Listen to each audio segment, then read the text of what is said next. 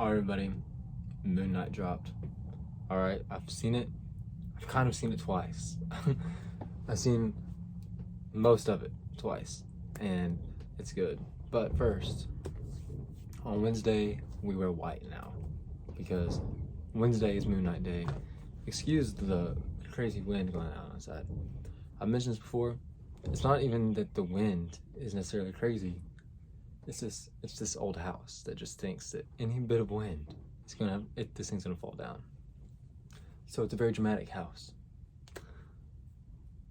As I was saying, I don't have a Moon Knight t-shirt yet, but I do have a white t-shirt of a Marvel Disney Plus TV show. What If? Epic Hero Shop, who also just dropped a whole lot of Moon Knight merch. I'm about to go cop some. You should do as well. I was not paid to say that. So, Moon Knight, episode 1. I'm just gonna go over my overall thoughts before I go into spoilers and break some things down. I enjoyed myself the whole time. I've seen a lot of people say like, yo, this is the strongest MCU first episode out to date. I'm like, I don't know though. Like, it felt really good. Like, I really liked it. I don't know if it was the strongest one. Like, to me, Loki, episode 1, that one's hard. Like, it just drops you off in the middle of everything. And just like, what? Hawkeye, episode 1 with Kate Bishop. Like, I don't know. I don't know if it's the strongest. I don't know if I'm gonna say that yet. But it's really good. First off, it's just great to have Oscar Isaac in the MCU. Let's just give Oscar Isaac a round of applause. His performance is crazy. It's so good. His accent, his British accent. Like, if I didn't know Oscar Isaac, I'd think that was his actual accent probably. I want to say that it didn't feel like rushed. Like, when I sat down and watched it, I actually felt like I was like, that wasn't short. You know, sometimes you're just like, oh, come on. That felt so short. Like, it's like, I actually feel like they gave me quite a bit right there. Like, I'm happy with the runtime. If you want to know about the darkness, I'll tell you, like, so far, I mean, it's just the first episode, so I don't really know about how dark it is. I've heard people talk, like, oh, this is gonna be the darkest MCU thing. Like, it's not gonna be as dark as Punisher, it's not gonna be as dark as Daredevil, but official MCU is the darkest. From the first episode, I don't really know that yet. Like, there's some blood in it for sure, a couple times. The opening shot with the glass is like, it's not like dark, it's just like eerie and like, uncomfortable feeling. I believe it probably will be though. Like, just from like, this is just like the first episode, you know? So it's like, it's probably heading down a lot darker path. Ethan Hawke, his performance is, he's more just like intimidating, like menacing than anything. It's like, who is this guy? Like, I don't know, he's just kind of spooky. But one thing I liked a lot was, I'm guessing it's Khonshu's voice that talks to him quite a bit. It just gives me Eddie and Venom vibes. Like, the part with the gun, he's like, did he really just throw that gun? Like, it's funny. So I'm hoping that, you know, sticks around. But I'm actually gonna go into spoilers and talk about some things. I might as well throw a spoiler warning up. If you haven't seen the episode, I don't really think this is gonna ruin the episode for you, because there's not really spoilerish stuff, but yeah. So first off, I didn't know what the villain was doing, what his power was or anything, and it seems like he's also connected to some kind of god that judges people, because he has the scale tattoo and it determines if you're a good person or a bad person, and if you're bad, it kind of just like kills you. I'm like, oh, so you're really taking a gamble when you go up there to see if you're a good person or not.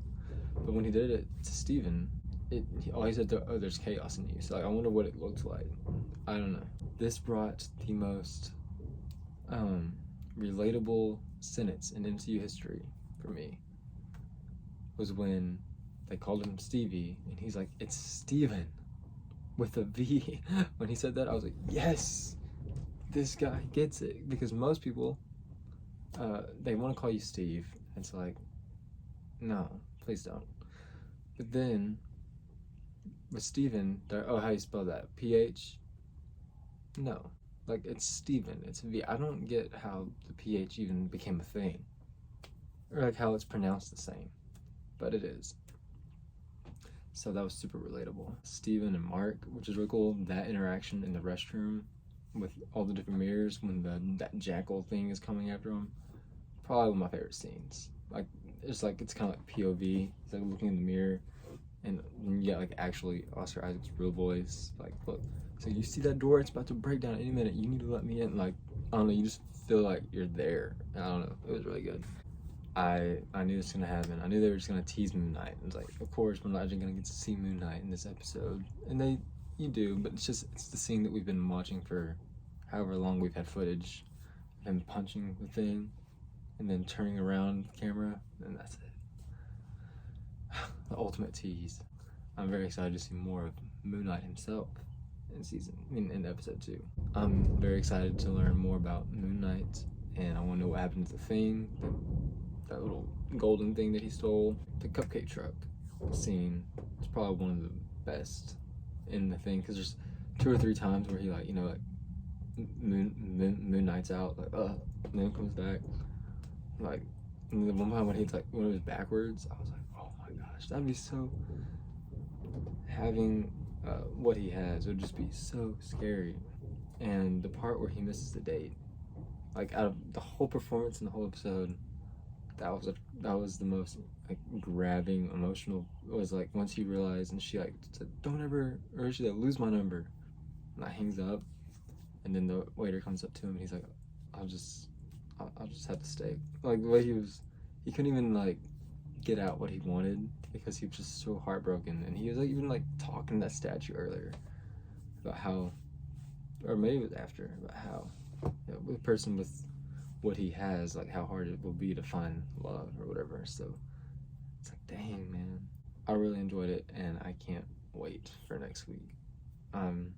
This has the potential to be the best MCU TV show to date, because if it's really going to go down the darker route, and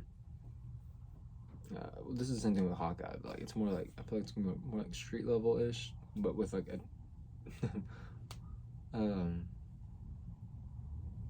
mystic, I don't even know if mystic's the word, supernatural side.